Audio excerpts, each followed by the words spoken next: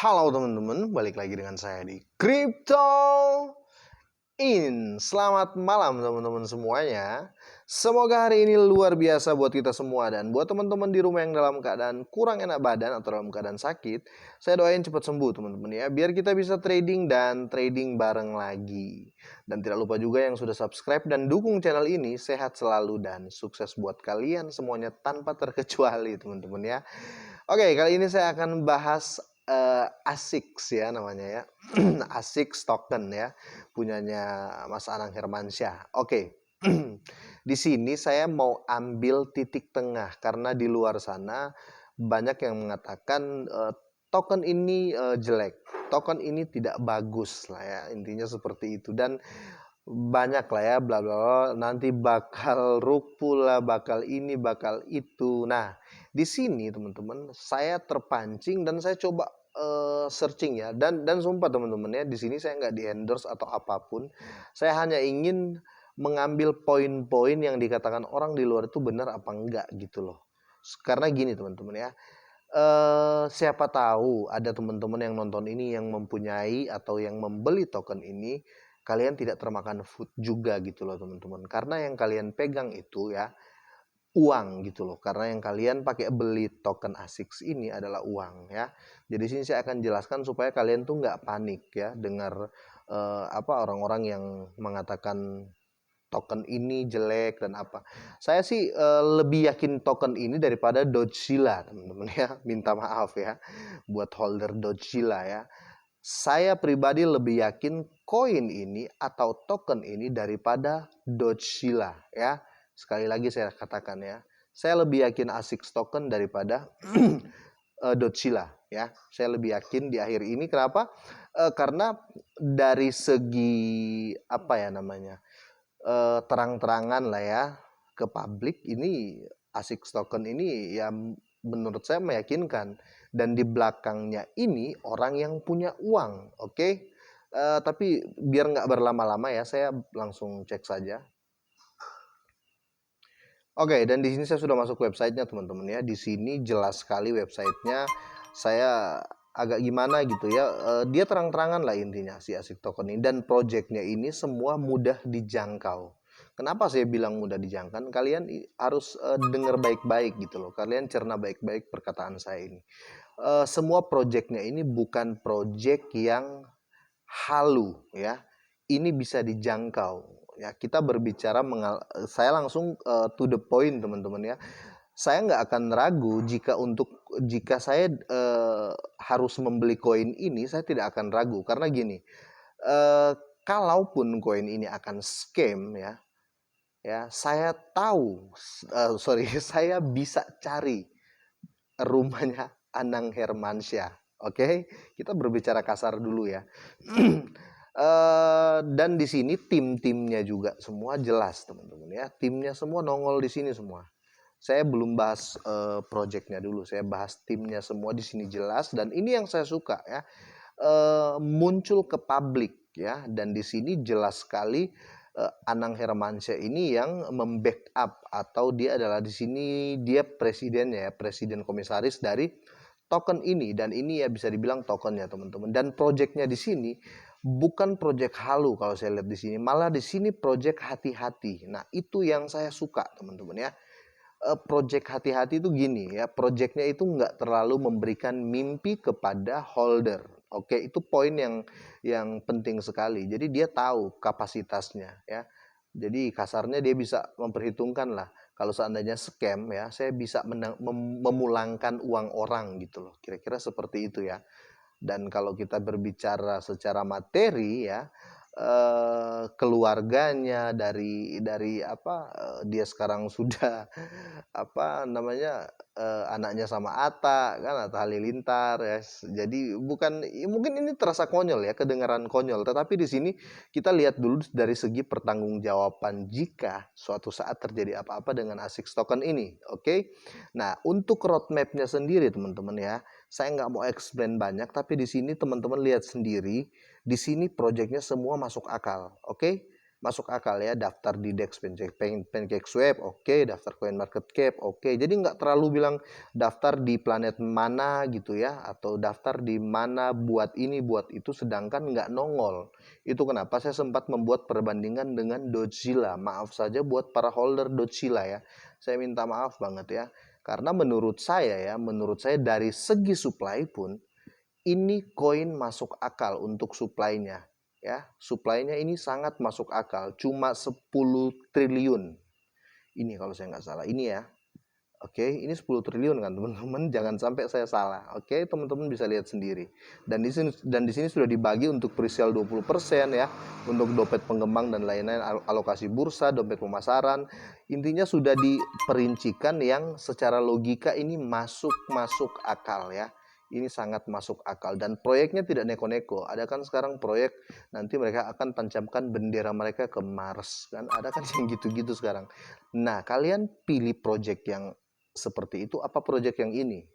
Kalau saya ya, atau gini, kita berpikir bego lah teman-teman ya. Kalian mau beli ayam ya, kalian beli ayam di Amerika yang notabene sama-sama ayam, atau beli di Indonesia ya teman-teman. Tapi ayamnya sama nih, ayamnya sama. Ya tetap saya pilih di Indonesia teman-teman ya. Karena selain saya cinta produk dalam negeri ya, ini contoh nih. Selain saya cinta produk dalam negeri, ketika pun saya ditipu, saya tahu penjual ayamnya di mana rumahnya. Kira-kira seperti itu. Nah, jadi kalau orang bilang ini koin jelek atau apa, ya maaf kata untuk saya sendiri, untuk dari Cryptoin sendiri, saya berani mengatakan ini lebih bagus ya daripada Dogesila. Saya minta maaf. Saya harus ngomong gini teman-teman ya, supaya teman-teman bisa berpikir lagi. Silakan research kembali teman-teman ya. Silakan research kembali kalau kalian memang uh, mau meyakinkan diri kalian lagi, dan itu penting. Dan kalian memang harus lakukan itu. Nah, kenapa saya bandingkan dengan Dogecoin? Dogecoin akhir-akhir ini terus menurun, dan yang terpenting di sini orangnya, devnya kita tidak tahu siapa ya. Saya nggak membandingkan jelek dan bagusnya, enggak teman-teman ya. Dari trusting publik yang saya angkat di sini, dari trusting publik atau kepercayaan terhadap publik, kepercayaan publik terhadap si token ini teman-teman. Oke, next part teman-teman ya, saya bahas lagi. Oke, untuk di coin market cap teman-teman ya, untuk di coin market cap, menjebol coin market cap itu tidak mudah teman-teman ya, tapi mereka mampu ya, tapi mereka mampu. Oke, ini poin juga. Nah, dan di sini untuk harganya lagi penurunan 2,51% teman-teman. Yang menarik di sini skala apa, token baru teman-teman ya, skala token baru ya. Dan saya bukan mau mengurangi atau menambahi, enggak. Saya mau analisa ya, pendapat orang di luar yang mengatakan koin ini sangat-sangat jelek. Soalnya saya dengar di luar ini memang parah banget nih token katanya. Tapi saya lihat loh, kok orang-orang itu bisa berkata seperti itu, entah untuk menarik view atau seperti apa. Tapi saya nggak suka itu, jadi saya harus berbicara yang real gitu loh teman-teman ya.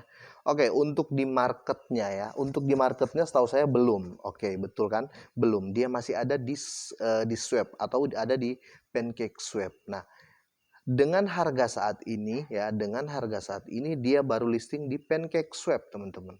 Kira-kira ya 1-2 tahun ke depan, kalau dia sudah listing di exchange ya, exchange besar, nggak usah terlalu besar lah, minimal di Hotbit ya, di Bitmart, di ya setara-setara itulah teman-teman ya. Saya yakin dan saya percaya harganya nggak akan seperti ini lagi teman-teman. Iya enggak? Ini masuk akal ya. Kita bisa cerna secara logika. Oh iya ya, iya ya. Ya saya yakin seperti itu. Oh, harganya enggak akan seperti ini lagi. Jadi buat teman-teman yang masuk di token ini, silakan masuk teman-teman ya. Tapi ingat sekali lagi ya, di dalam wacana saya ini, saya hanya mengambil data saja. Kalau kalian ingin masuk ya, kalian research lagi, benar nggak ya omongan ini, benar nggak berita ini, diambil dari mana berita ini, kira-kira seperti itu teman-teman.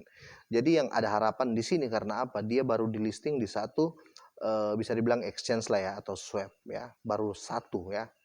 Takutnya ke depan akan banyak. Nah, menggila lagi ya.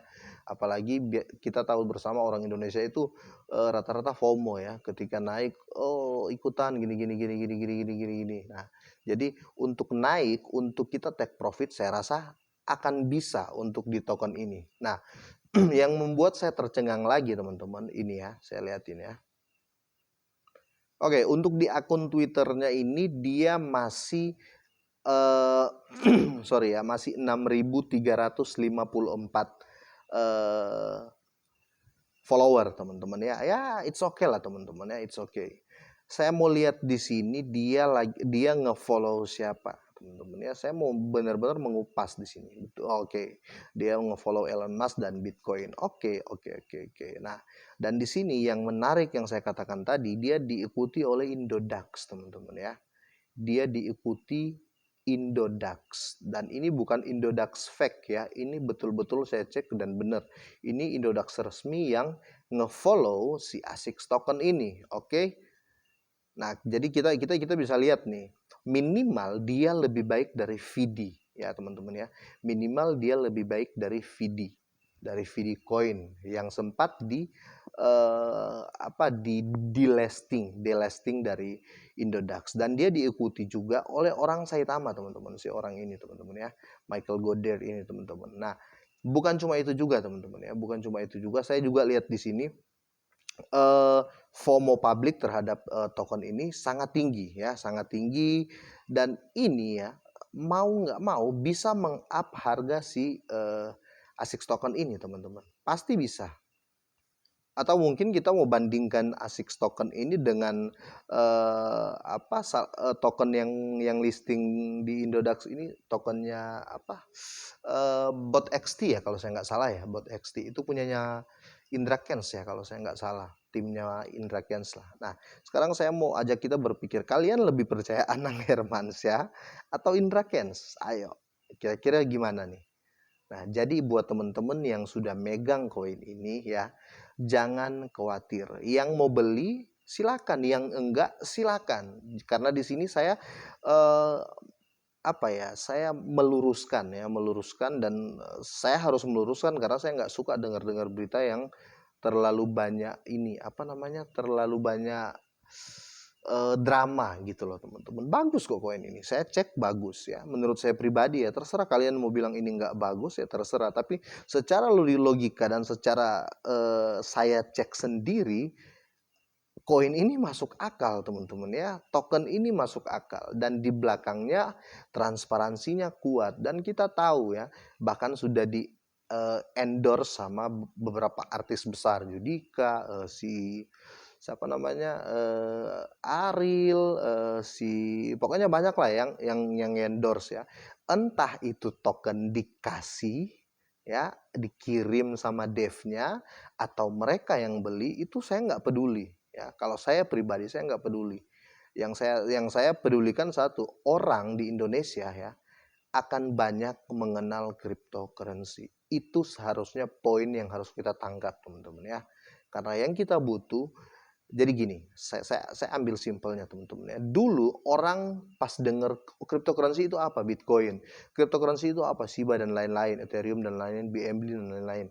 Nah, orang akan gimana gitu, mau main tapi apa sih itu, apa sih? Nah, sekarang ketika dipublish masuk media ya, masuk media lokal ya, masuk koran lokal, akhirnya pemain cryptocurrency makin banyak. Nah, itu kenapa bagusnya dari produk dalam negeri seperti itu. Kalau semakin banyak orang yang dari awam bergabung ke cryptocurrency, bermain cryptocurrency, yang diuntungkan ya siapa teman-teman? Ya kita, pemain lama. Oke, karena mereka akan membantu meng-up harga dengan mereka membeli token. Seperti itu teman-teman ya.